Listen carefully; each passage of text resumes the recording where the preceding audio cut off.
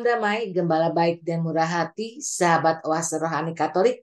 Apa kabar Anda hari ini? Semoga semuanya sehat dan selalu dalam berkat Tuhan.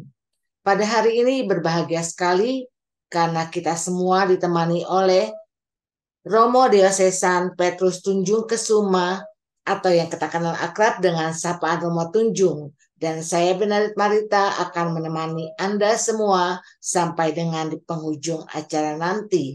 Sekarang marilah kita menyapa salam damai kepada Romo Tunjung yang sudah ada di sini untuk Anda semua. Salam damai Romo. Salam damai Ibu Marita. Kabar baik Romo? Baik semuanya. Puji Tuhan Romo. Baiklah sahabat Oase Rohani Katolik, kita awali jumpa kita dengan sebuah doa yang akan dipimpin oleh Romo Tunjung.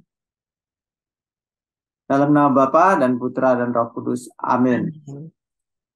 Allah yang Maha Kasih, kami bersyukur atas hari baru ini, atas rahmat-Mu yang kami alami, dan pendampingan-Mu selama kami istirahat. Kami mohon kepadamu, ya Allah yang penuh kasih, bukalah hati dan pikiran kami, supaya kami dapat menangkap dan memahami sabda-Mu, merenungkannya dan menghayati dalam hidup kami, sehingga sabda-Mu dapat hidup di dalam seluruh kehidupan kami. Dan kami dapat mewujudkannya di dalam cara hidup kami, dalam tindak tanduk kami, dan juga perkataan kami. Ya Allah, bantulah kami, karena kami semuanya menyadari bahwa kami tidak dapat sungguh menghayati sabda-Mu tanpa bantuan-Mu sendiri. Ini semua kami mohon dengan perantaraan Kristus Tuhan kami. Amin. Amin. Bapa dan Putra dan Roh Kudus. Amin. Amin. Sahabat Oase Rohani Katolik, antifon pembuka kita untuk hari ini adalah Tuhan itu pengasih dan adil, Allah yang maha penyayang. Aku boleh berjalan di hadapan Tuhan di negeri orang hidup. Bacaan hari ini diambil dari kitab Kejadian bab 22 ayat 1 sampai 19. Setelah Abraham mendapat anak Ishak, maka Allah mencobai Abraham. Ia bersabda kepada Abraham, "Abraham." Abraham menyahut, "Ya Tuhan." Sabda Tuhan, "Ambillah anak tunggal kesayanganmu, yaitu Ishak. Pergilah ke tanah Moria dan persembahkanlah dia di sana sebagai kurban bakaran pada salah satu gunung yang akan kukatakan kepadamu." Keesokan harinya, pagi-pagi, bangunlah Abraham. Ia memasang pelana keledainya dan memanggil 2 orang bujangnya beserta Ishak anaknya. Ia membelah juga kayu untuk kurban bakaran itu. Lalu berangkatlah ia dan pergi ke tempat yang dikatakan Allah kepadanya. Pada hari ketiga, Abraham melayangkan pandangannya dan melihat tempat itu dari jauh. Kata Abraham kepada kedua bujangnya, "Tinggallah kamu di sini dengan keledai ini. Aku beserta anakku akan pergi ke sana. Kami akan sembahyang. Sesudah itu kami kembali kepadamu." Lalu Abraham mengambil kayu untuk kurban bakaran itu dan memikulkannya ke atas bahu Ishak anaknya. Sedangkan ia sendiri membawa api dan pisau di tangannya. Demikian keduanya berjalan bersama-sama.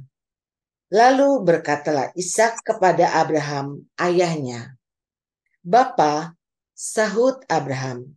"Ya anakku." Bertanyalah Ishak, "Di sini sudah ada api dan kayu, tetapi di manakah anak domba untuk kurban bakaran itu?" Sahut Abraham, "Allah yang akan menyediakan anak domba untuk kurban bakaran baginya, anakku." Demikianlah keduanya berjalan bersama-sama, dan sampailah mereka ke tempat yang dikatakan Allah kepada Abraham.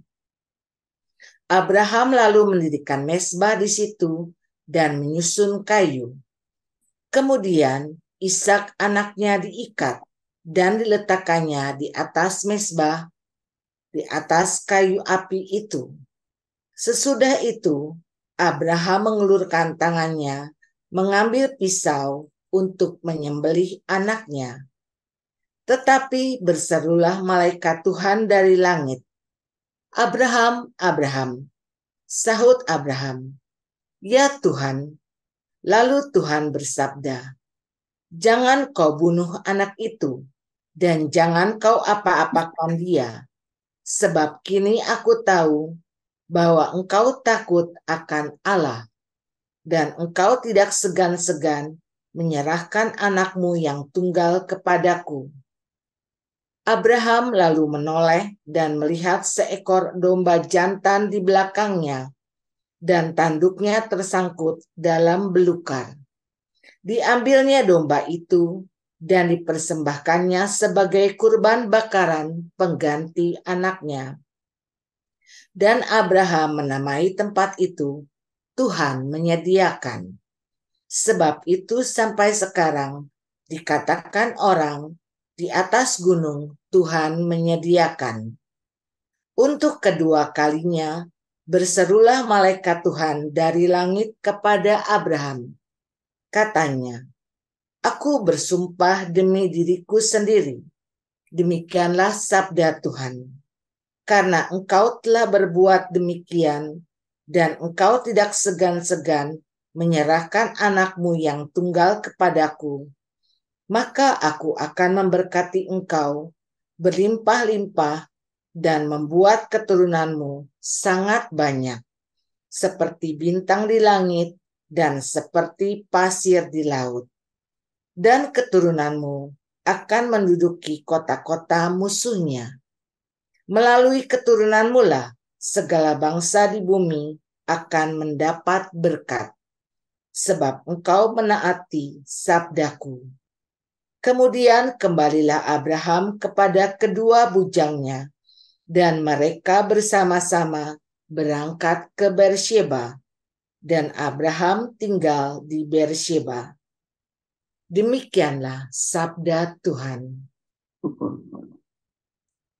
Sahabat Oase Rohani Katolik, kita tanggapi sabda Tuhan dengan Mazmur tanggapan.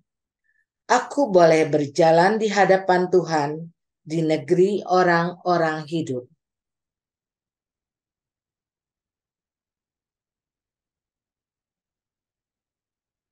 Aku boleh berjalan di hadapan Tuhan di negeri orang-orang hidup. Aku mengasihi Tuhan, sebab Ia mendengarkan suara dan permohonanku, sebab Ia menyendingkan telinganya kepadaku, maka seumur hidup aku akan berseru kepadanya. Aku boleh berjalan di hadapan Tuhan di negeri orang-orang hidup. Tali-tali maut telah melilit aku, dan kegentaran terhadap dunia orang mati menimpa aku. Aku mengalami kesesakan dan kedukaan, tetapi aku menyerukan nama Tuhan, ya Tuhan, luputkanlah kiranya aku. Aku boleh berjalan di hadapan Tuhan di negeri orang-orang hidup. Tuhan adalah pengasih dan adil, Allah kita maha penyayang. Tuhan memelihara orang-orang sederhana. Aku sudah lemah, aku diselamatkannya. Aku boleh berjalan di hadapan Tuhan di negeri orang-orang hidup. Tuhan, Engkau telah meluputkan aku dari maut. Engkau telah meluputkan mataku dari air mata, dan kakiku dari tersandung. Aku boleh berjalan di hadapan Tuhan di negeri orang-orang hidup. Aku boleh berjalan di hadapan Tuhan di negeri orang-orang hidup.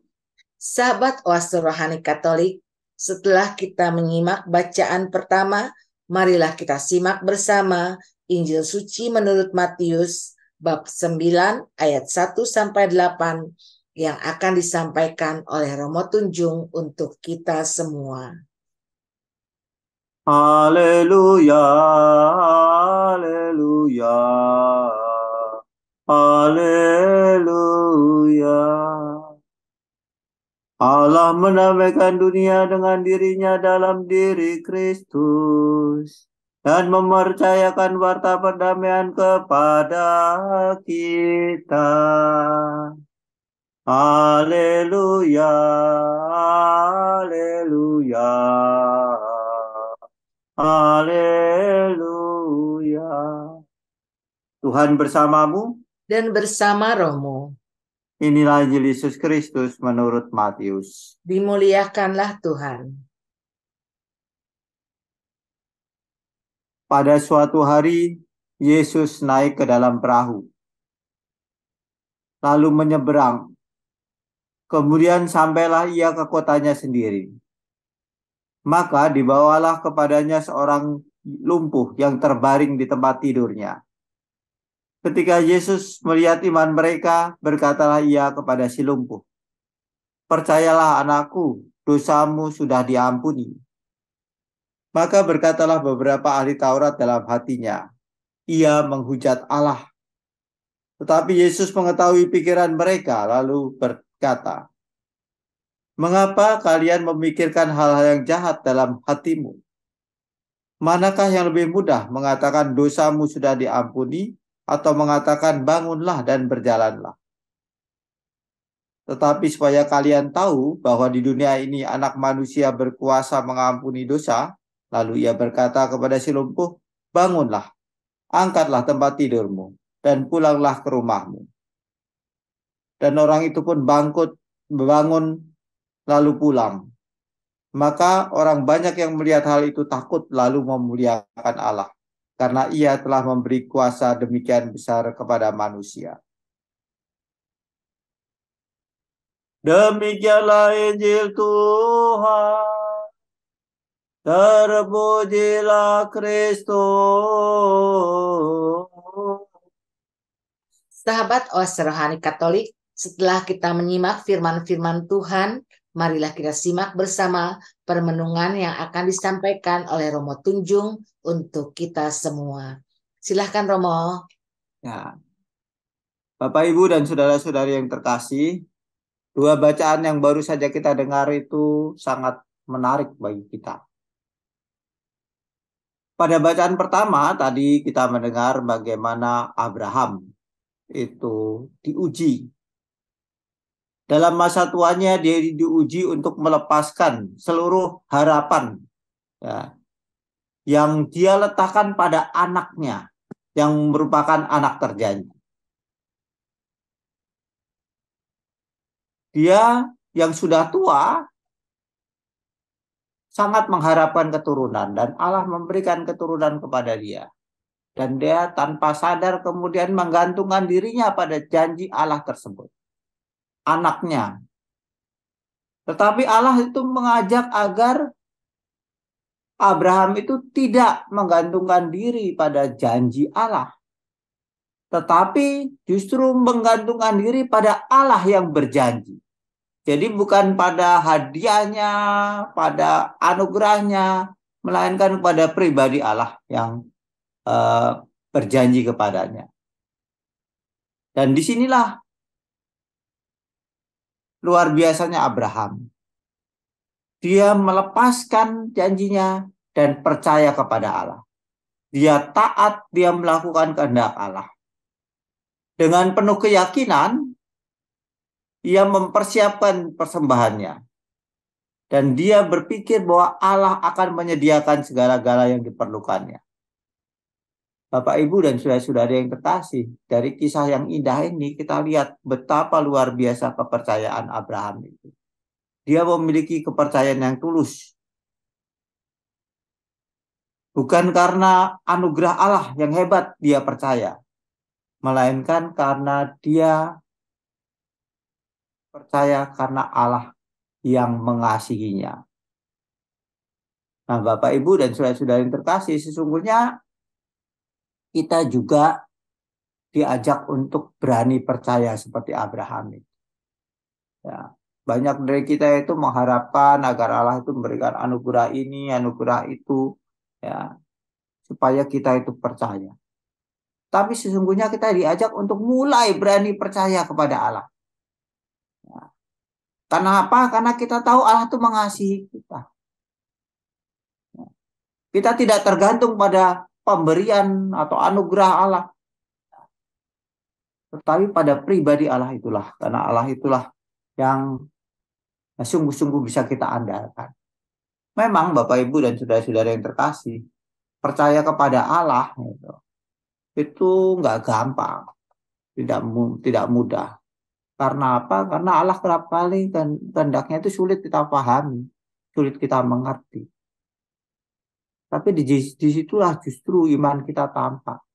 Kalau dalam situasi-situasi yang tidak kita mengerti, situasi-situasi yang sulit, kita itu tetap mengandalkan Allah. Bukan pertama-tama karena Allah buat ini, buat itu, baru kemudian saya percaya. Melainkan karena kita beriman Allah itu mengasihi kita. Dan sebagai orang Kristiani sebenarnya kasih Allah itu udah jelas sekali Bapak Ibu. Yaitu pada pemberian putranya bagi kita untuk menebus dosa-dosa kita.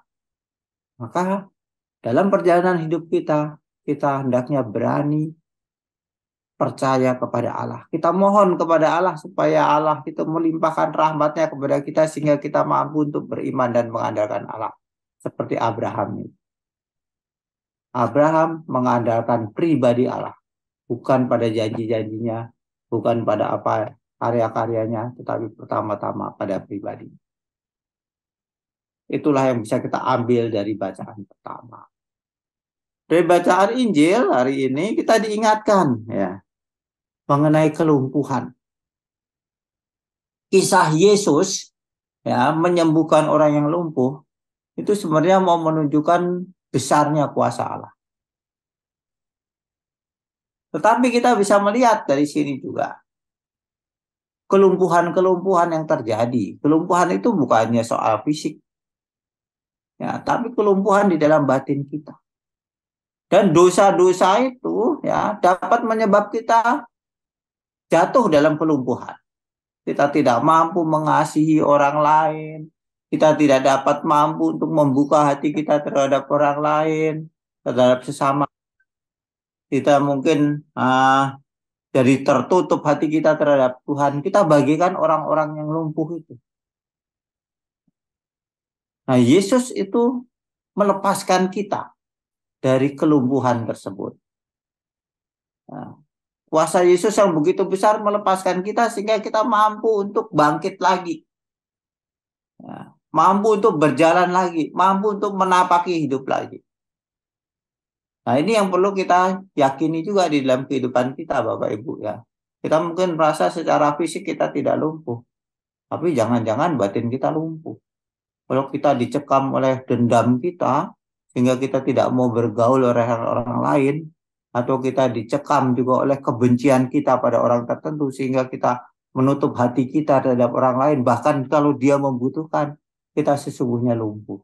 Maka kita membutuhkan Yesus, ya, supaya dia mengampuni kita, supaya kita dapat berjalan lagi, membuka hati kita terhadap orang-orang yang ada di sekitar kita. Itu yang sebenarnya disampaikan pada hari ini. Kuasa Yesus itu begitu besar. Yesus yang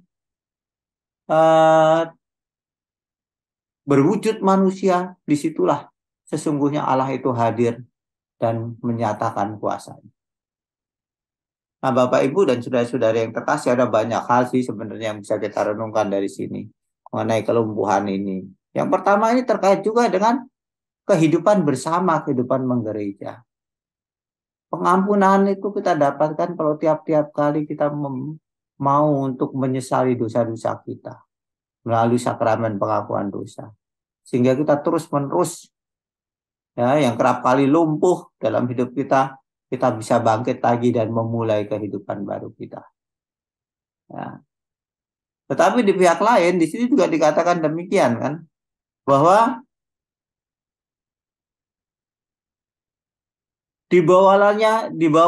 dibawalah kepadanya seorang lumpuh yang terbaring di tempat tidur. Ada orang lain yang membawa, ya, kepada Yesus supaya orang itu disembuhkan. Nah, itulah gunanya persahabatan kita di dalam gereja untuk saling membantu orang, ya, sesama kita supaya bertumbuh, membawa kepada Kristus. Nah, kita ini, Bapak Ibu dan saudara-saudara yang terkasih, janganlah hanya sibuk dengan diri kita sendiri, dengan kesucian kita sendiri. Tetapi dalam komunitas bersama, apakah paroki, apakah komunitas-komunitas kategorian, kita diajak untuk saling membawa teman kita, sehingga teman kita atau sahabat karena dosa-dosa itu mengalami penyembuhan oleh Kristus, sehingga bisa bangkit lagi. Itulah arti dari kebersamaan kita. Dan di sini kita diajak untuk saling menolong, ya, saling membantu. Di dalam sikap kita seperti itulah kemudian kita membawa orang kepada kebangkitannya, sehingga dia dapat bangkit lagi. Janganlah kita seperti orang ahli Taurat yang justru berpikiran negatif, ya, yang menghalangi tanpa kita sadar. Kenapa kita begitu? Kalau ada teman kita berusaha untuk memperbaiki hidupnya, untuk hidup dengan serius di dalam kehidupan rohaninya, kerap kali kita mengatakan, kamu sok suci, ya, buat apa kamu begitu? Udahlah, sama seperti kita aja, ya kan? Tanpa kita sadar kita menghalangi orang untuk bangkit lagi. Bukan begitu sikap kita sebagai sesama orang Kristiani. Kita harus membantu justru untuk mereka bertemu dengan Kristus. Segala pandangan-pandangan kita yang negatif terhadap orang-orang lain, ya, terutama untuk mereka yang dengan susah payah memperbaiki hidup, itu kerap kali menyebabkan orang tidak bisa bangkit dan terus berada di dalam kelumpuhan. Kelumpuhan itu, ya, karena dosa-dosa dan kesalahan kita kerap kali membutuhkan bantuan orang lain. Kerap kali orang merasa bahwa dalam kehidupannya sudah tertutup semuanya.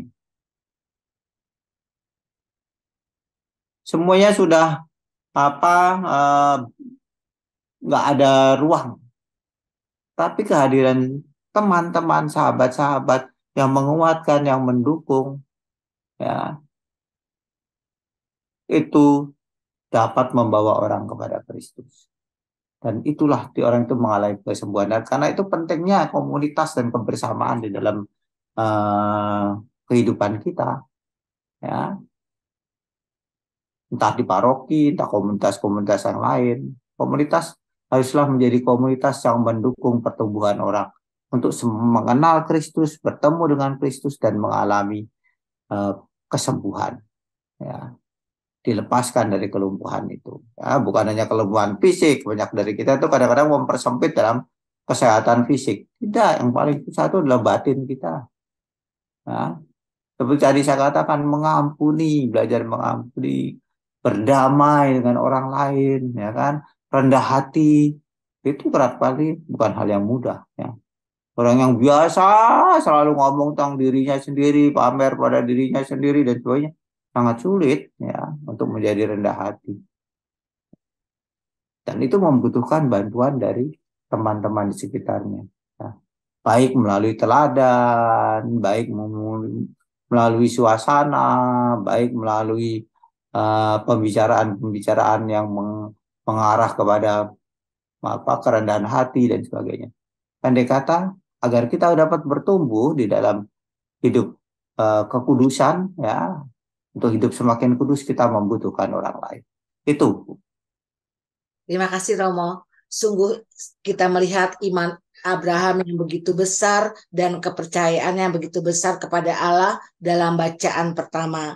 Dan dalam bacaan Injil kita sebaiknya hidup dalam komunitas, saling mendoakan, saling mendukung satu sama lain, supaya kita juga tidak mengalami kelumpuhan batin, ya Romo. Ya, betul. Baiklah sahabat Oase Rohani Katolik, kita cukupkan dahulu perbincangan rohani kita di bagian pertama ini, dan kami akan kembali setelah jeda berikut ini.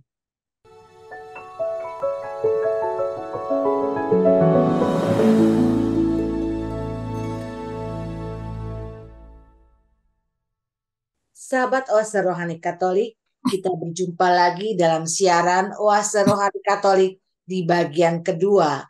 Masih ada bersama Anda Romo Diocesan Petrus Tunjung Kesuma, atau yang kita kenal akrab dengan sapaan Romo Tunjung, dan saya Benarit Marita akan menemani Anda semua sampai di penghujung acara nanti. Saya ingatkan kepada Anda yang mau mengirim saran atau usul atau bertanya, silahkan kirim ke alamat email kami orkkaj2021@gmail.com, atau dapat Anda kirim WA ke nomor 0881 0251 33438. Baiklah, kita kembali ke Romo Tunjung untuk menyimak permenungan di bagian kedua ini. Romo, bisakah Romo mengulang sedikit di bagian pertama tadi agar para pendengar yang baru bergabung dengan kita bisa menyimaknya, Romo? Ya. Pada bacaan pertama kita diingatkan bahwa kita diajak untuk percaya kepada pribadi Allah, bukan pada anugerah-anugerahnya. Ya, seperti Abraham berani percaya kepada Allah, mengandalkan Allah, ya, sehingga dia berani juga, ya, ketika diminta untuk mengorbankan anaknya, dia berani seperti itu, dan ternyata Allah yang dipercaya itu, ya, telah membuat sesuatu yang indah. Ya. Walaupun kerap kali, ya, kita tidak mengerti itu, tapi kita diajak untuk berani percaya kepada Allah. Ya. Sedangkan pada bacaan Injil tadi kita diingatkan bahwa kita kerap kali juga mengalami kelumpuhan. Ya. Tidak hanya kelumpuhan fisik, ya, tapi sama adalah kelumpuhan rohani kita. Nah, dosa-dosa menyebabkan kita lumpuh. Dan kita membutuhkan Yesus supaya kita mampu untuk melepaskan. Melepaskan dari kelumpuhan tersebut, mampu menjadi pribadi yang kembali bebas, kembali menjalani kehidupan, ya, dengan keyakinan bahwa Allah beserta kita. Nah, sekarang, ya, saya mencoba mengkaitkan dua hal itu. Apa sih, ya, yang bisa kita renungkan? Yang pertama, kita tuh diingatkan, kita diminta untuk berani percaya kepada Tuhan dan mengandalkan Tuhan. Ya. Kita dengan mengandalkan Tuhan, kita menjadi pribadi yang bebas. Kita menjadi pribadi yang tidak lumpuh.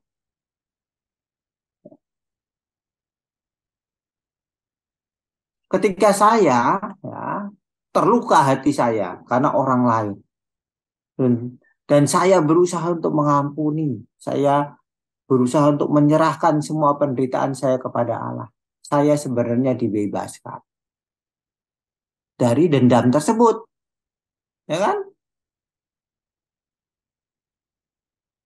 Dan saya tidak mengalami kelumpuhan kalau demikian. Maka kepercayaan akan Allah seperti yang dilakukan Abraham itu sangat penting dibutuhkan dalam hidup kita sebagai orang Kristen. Banyak peristiwa-peristiwa dalam hidup kita nggak mengerti. Kita mengalami kesulitan oleh orang lain yang kita percaya. Kita mungkin mengalami masalah ini, masalah itu. Kalau kita tidak menghadapi dengan iman, kita akan lumpuh. Lumpuh mungkin karena trauma. Mungkin lumpuh karena ketakutan atau kekhawatiran. Sehingga kita menjadi pribadi yang tidak berdaya. Kita butuh Kristus di situ. Kenapa Kristus? Karena Kristus akan menyembuhkan kita. Kristus sendiri ya dalam hidupnya itu mengandalkan Bapa. Bahkan dia berani menjalankan kehendak Bapa walaupun dia harus menyerahkan hidupnya, wafat di kayu salib untuk kita. Dan dia menjadi pribadi yang bebas. Tidak lumpuh.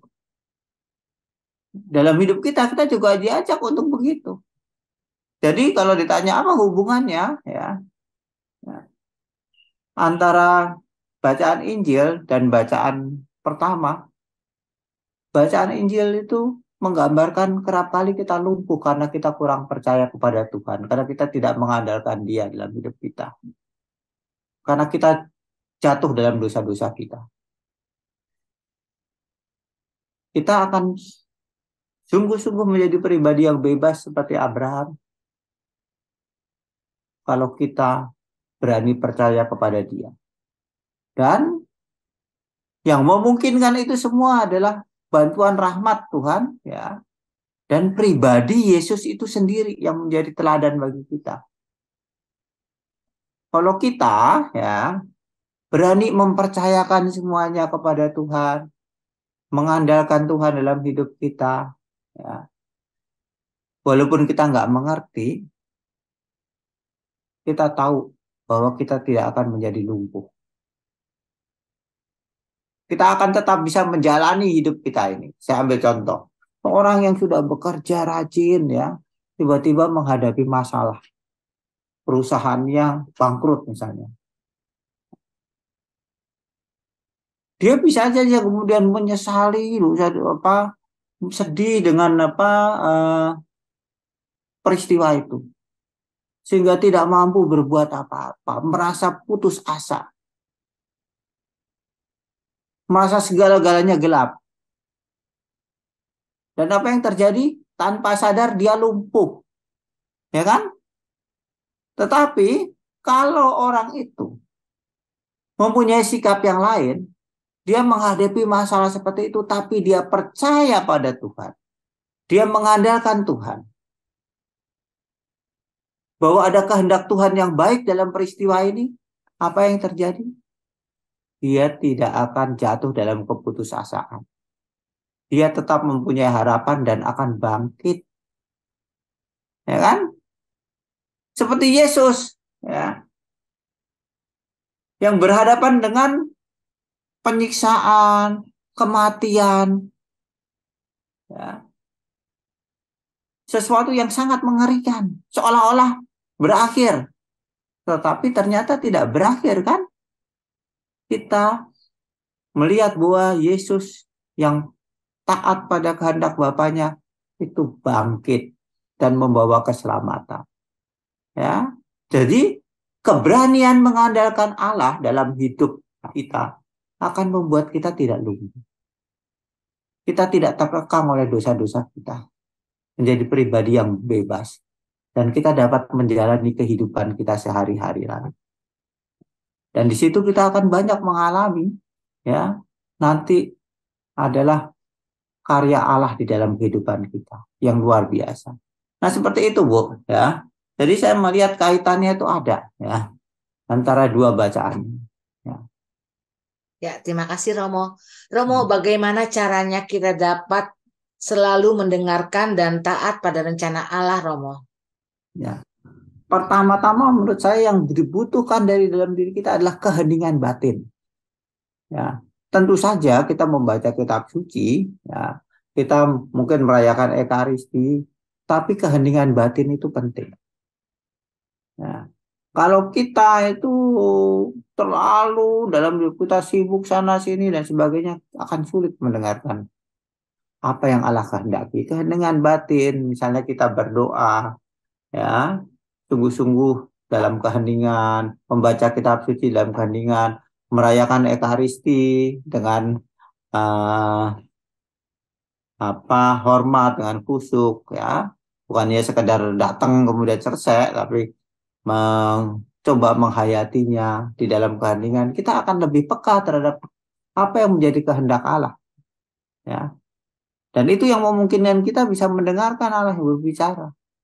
Nah, mungkin Allah berbicara melalui sahabat kita, mungkin Allah berbicara mengenai bacaan yang kita baca, mungkin melalui khotbah pastor, banyak sekali. Tetapi kalau hati kita selalu ramai, selalu riuh rendah dengan segala macam aktivitas kita, nggak ada keheningan, kita akan sulit mendengarkan apa yang Allah kehendaki dalam hidup kita. Terima kasih Romo. Romo, apa yang dapat kita lakukan untuk dapat mengerti atau menilai atau mengambil pelajaran atas rencana Allah yang diberikan kepada kita, Romo? Apa yang Dapat kita lakukan untuk dapat mengerti atau mengambil pelajaran atas rencana Allah yang diberikan kepada kita? saya kira begini ya, yang perlu kita lakukan adalah kita tadi seperti saya katakan ya, kita harus peka terhadap apa yang dia kehendaki ya. Kemudian kita juga melihat buah-buahnya dalam kehidupan kita selanjutnya bagaimana, ya kan? Seperti tadi saya katakan, kalau kita hanya mengandalkan kekuatan sendiri, kita mungkin jatuh kesombongan kita sendiri, ketika itu gagal kita bisa hancur, ya kan? Merasa putus asa. Tetapi kalau kita ya percaya kepada Tuhan, kita akan berjalan pertama-tama memang tidak mudah, tapi kita akan melihat hasilnya, ya, buah-buahnya, ya. Jadi kita perlu bertekun juga, ya. Banyak dari kita ini pengen apa? Tiba-tiba saja kita melihat, wah rencana Allah apa nih, ya. Ya, buah-buahnya apa yang tidak paling membutuhkan waktu juga, membutuhkan ketekunan kita juga supaya kita mampu untuk melihat, oh iya, inilah kemudian ternyata Allah menghendaki seperti ini. Ya, seperti itu. Kita kan bisa mengatakan banyak sekali dalam dalam sharing-sharing, dalam kisah-kisah pribadi, kita kan melihat banyak orang yang seperti itu. Dari terpuruk, dari ketidakberdayaan, tapi dengan tekun setia akhirnya bisa mengatakan, oh Allah ternyata menghendaki seperti itu ya dalam hidup saya gitu. Ya, Ya, Romo. Terima kasih, Romo. Romo, apakah kesimpulan dari pembelajaran atau perenungan kita hari ini, Romo? ya, yang mau saya katakan begini, kita belajar dari Abraham ya, yang betul percaya kepada Allah. Pada saat kita ya jatuh dalam dosa, ketidakpercayaan kepada Tuhan, kita butuh Kristus. Dan Kristus pasti akan menyembuhkan kita. Kristus kini berkarya di dalam gereja, maka kita juga mohon kepada Tuhan supaya disembuhkan melalui sakramen, tobat dan sebagainya, ya. Tapi kita berjalan menurut saya terus meniru model Abraham itu, berani percaya kepadanya. Seperti itu. Ya, terima kasih, Romo. Sahabat Oase Rohani Katolik, dengan demikian usahlah jumpa kita hari ini dalam siaran Oase Rohani Katolik. Maka Romo Diocesan Petrus Tunjung Kesuma dan saya Benet Marita mohon pamit dari ruang dengar Anda. Kami mengucapkan salam damai, tetap semangat dan tersenyum. Baiklah, kita tutup acara kita dengan sebuah doa dan berkat melalui Romo Tunjung. Silakan Romo. Marilah berdoa dalam nama Bapa dan Putra dan Roh Kudus. Amin. Allah yang makasih, kami bersyukur pada pagi hari ini kami diingatkan kembali akan pribadi Abraham yang percaya kepadamu dalam situasi apapun. Dan kerap kali kami mengakui dengan segala kerendahan hati kami kurang percaya. Maka kami mohon agar kami dapat belajar dari pribadi Abraham untuk semakin lama semakin mengandalkan Engkau. Bapa yang makasih, kami juga mohon apabila kami jatuh dalam dosa kami, ketidakpercayaan kami, yang mengakibatkan kelumpuhan kami mohon kepadamu agar Engkau menyembuhkan kami, melepaskan kami dari kelumpuhan itu sehingga kami dapat kembali percaya dan mengandalkan Engkau. Kami yakin bahwa dengan percaya kepadamu, kami dapat bangkit kembali, dapat berjalan, dapat menjalani hidup ini dengan penuh syukur dan sukacita. Karena kami yakin juga bahwa di dalam perjalanan hidup ini, Putramu Yesus Kristus selalu menemani kami. Ini ya Allah, mohon semoga rahmat-Mu selalu berlimpah kepada kami yang lemah ini. Ini semua kami mohon dengan perantaraan Kristus Tuhan kami. Amin. Tuhan bersamamu. Dan bersama rohmu. Semoga kita semua diberkati oleh Allah yang Maha Kuasa, Bapa, Putra, dan Roh Kudus. Amin. Terima kasih Romo. Ya, sama-sama Ibu. Baiklah sahabat Oase Rohani Katolik, sampai jumpa lagi di siaran Oase Rohani Katolik berikutnya. Tuhan memberkati.